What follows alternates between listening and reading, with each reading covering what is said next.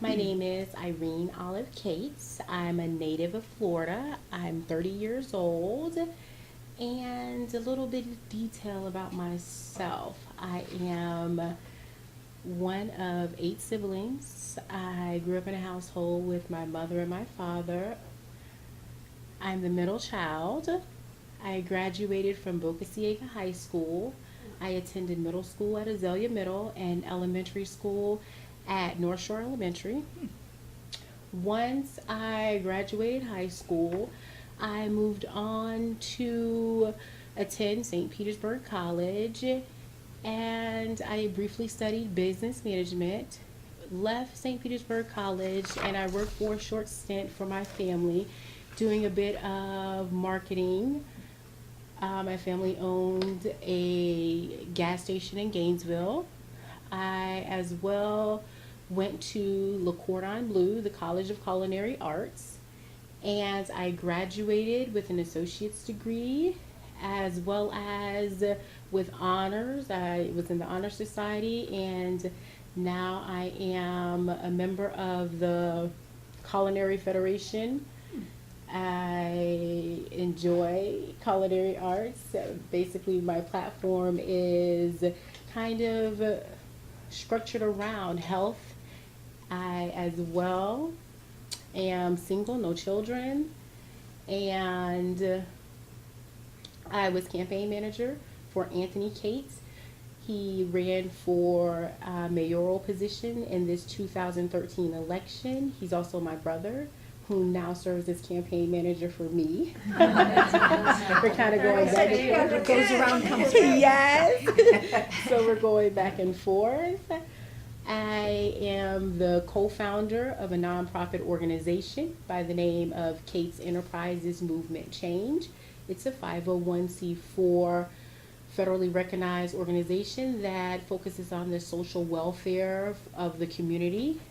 And we reach out to underprivileged children, homeless, and we do a plethora of other things dealing with building self-sustaining citizens in the community. I am the president of the St. Petersburg Business League, as well as being a board member of SUAC, and that's an acronym for Sustainable Urban Agriculture Coalition. And we go around St. Petersburg, we implement gardens, and this is also a part of my platform, wanting to introduce a garden program to the Pinellas County School Board as to where we can implement a school garden in every school throughout Pinellas County, which will teach our children how to be producers and not just consumers, as well as focus on the health issue of our students and to kind of beat this epidemic that's going around of obesity amongst our children.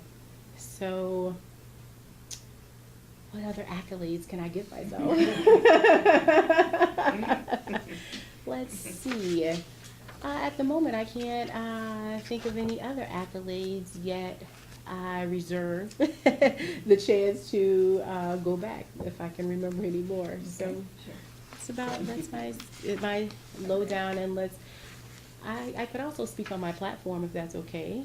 My platform focuses on, yet not limited to, literacy as well as health and bridging the gap between parent-child involvement, making the parent more prevalent in the education of their child, and also family literacy, focusing on the family as a whole when it comes to literacy, because as we know, we face a lot of those issues when it comes to District 7 and when it comes to the school system throughout Pinellas County and throughout America. We face literacy issues, and it's a combination of things that stifle us as a people when it comes to literacy. You have communication skills, you have your motor skills, your cognitive skills are lacking when you lack in literacy. So my campaign is to basically bring the family together as a whole and to make us focus on being producers and not just consumers. We're such a consumeristic world. We have to teach our children how to produce what they consume.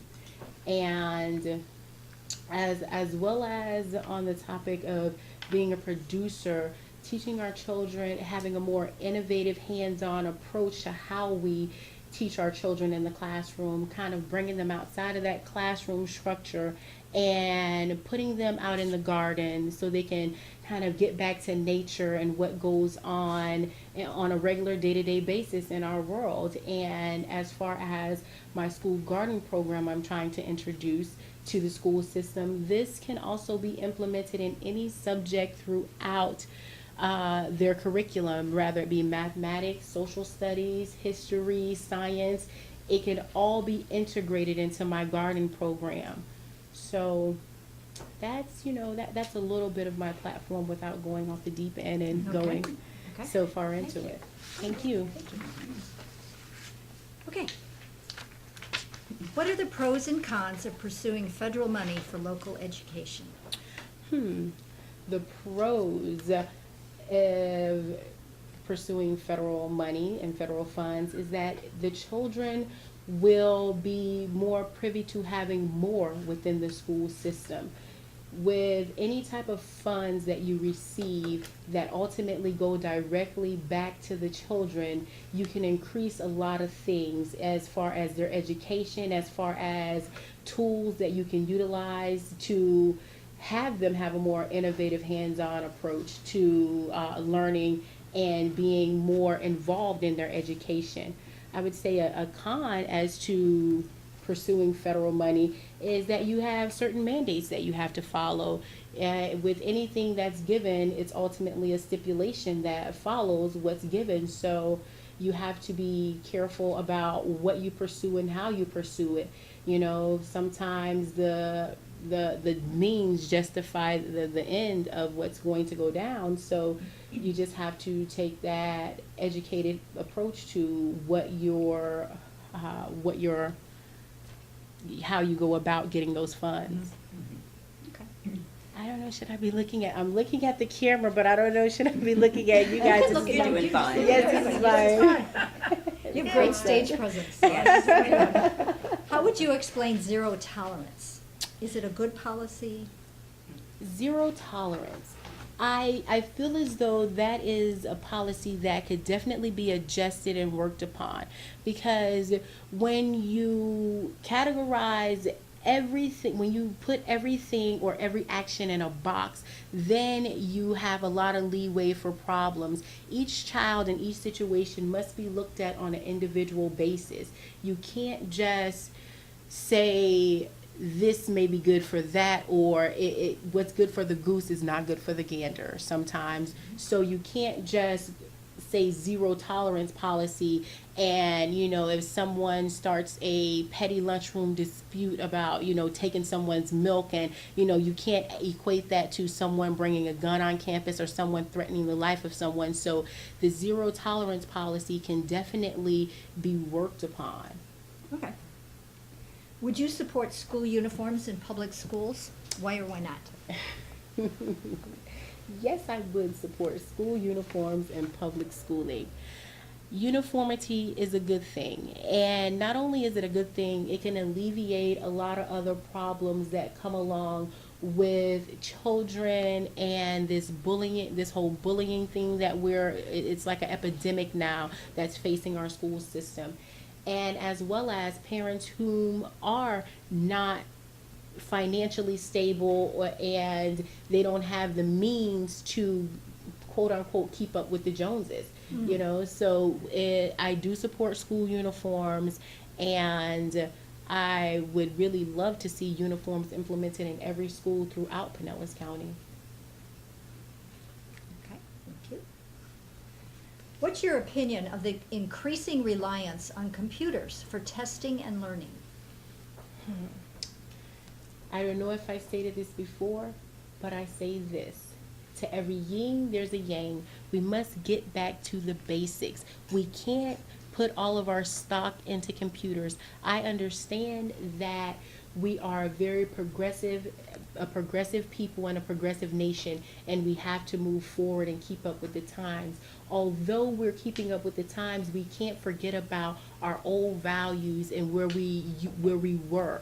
It has to be some type of, I feel, a dueling program so the children won't just place all their stock into computers. I mean, get back to the pen and the pencil. We have to get back to that. So I'm not against computers. I'm all for the technology age and to keeping up with that. Yet we have to have that balance. The world works on balance. It has to be a balance. Okay. What would be, and I think you've answered this, but just to Okay, make sure, I what will. would be your top priority as a member of the school board? Oh, my top priority. I have to say, my top priority, unequivocally, without a doubt, would be that child parent engagement. And I say that because when you reach that child parent engagement level and you get the parent involved, it will ultimately eradicate all those other issues that are around that are systemic to a parent not being involved in their child's education. We must understand that education starts light years before a child even reaches public schooling. It actually starts in the womb, yet we'll go beyond the womb, and so it would have to be child parent engagement. That's something that we have to focus on. And once our parents are more involved, ergo their literacy level, our children's literacy level will increase, their health will increase, and the whole family will be learning as a unit. We have to get back to that unit and understand that it takes a village to raise a child. So once every adult in that village is on the same note, our children will progress at a more rapid speed. Should Florida institute the Common Core? This hot topic, Common Core. I feel as though Common Core was prematurely introduced into our school system. We should have had a more rigorous test pilot program for this Common Core that we're trying to introduce to our children. We're placing money and federal funding dollars in a place where it doesn't need to be. Our children have, let me back up and say this. The monies that are being placed into Common Core can be placed into various other subjects throughout our school system in order to get our children to learning on the same level and put them on that same platform or plateau at the same time. The money is being spent in a way in which it doesn't need to be spent. Common Core is something that was not tested thoroughly. It was just kind of dumped onto the school system, and I feel as though Mr. Bill Gates could have spent his time and money in a more sensible way when it comes to dealing with our children. So as of now, Common Core, and my stance on it is that we really need to backtrack ourselves and come up with a more standardized program that will help our children, that would put them on the same level of education. Okay. I don't know. I saw his hand. That has nothing to do with me. Just 30 seconds, that's Yeah. all. Oh, okay. Yeah. That's just your warning. Oh, my 30-second warning. Okay. Okay. Are you aware of the amount of student testing required by Common Core, as well as those who will profit from this testing? Yes, the testing, and I say this, when it comes to testing our children, I feel as though we have to have some type of system that monitors our children's development. Yet all of this rigorous testing of our children, it's not needed, because when you place a test in front of a child and you are putting all the stock into what they put on that test, rather to pass them, fail them, and it's not the way to go, because once again, it's putting our children in a box. It could have been that day they had troubles at home, that the day of the testing. The day of the testing, they could have not eaten their Wheaties. They could have had a cold. So you're putting too much stock in tests. We have to get back to that innovative, hands-on approach when dealing with our children, and understanding that our teachers should have that wisdom and that intellect in order to know, okay, little Johnny's been in my classroom the whole year, so I know where he stands and where his education level is, as far as, or is he retaining the information that I've been giving him throughout the year, and giving that back to the schools, back to the teachers, and not placing it into the state's hand in order to recognize and to know if our children are at the level in which they need to be. We have to bring it back in and hone it back in. Definitely. Okay, good. Pasco County is considering eliminating the valedictorian and salutatorian designation and replacing it with a magna cum laude designation. Do you support or reject this idea? And why? Neither support or reject. I just say this. Our children grades speak for themselves. When it comes to recognizing a child and putting them in the limelight, so to speak, it has no standings on what's going on as far as their mental standings. It has no standings as far as what goes on and how their educational standings and what they know. So if the program is eliminated, then it's not going to take from what they already know. Your knowledge is yours to keep. So rather the program is here or not, the knowledge is still there. So I mean, being recognized is a wonderful thing, yet we must learn how to be humble at times, and that's a great trait to have our children understand as they are plateauing and going into the corporate world, into the world of commerce. We must understand and let our children know that for every deed that they do, they might not get recognized for it, yet it does not solidify what they've done. They still must do good. You still must press on and do what's right. It's just, if you're not recognized, hey, it doesn't matter, because your deeds will always, your work speaks for itself. Recognizing me or not, what I do will recognize me enough, and my legacy will live on through my education and my knowledge. Okay. Footprints in the sand. What changes would you like to see in the Pinellas County school system? Changes in the Pinellas County school system. On a level of our children's education, we have to step it up. We have, and this is just speaking on District 7, our children are progressing to the 4th grade and not yet reading on a 3rd grade level. We have to be more aggressive and more innovative with our approach as to how we reach them.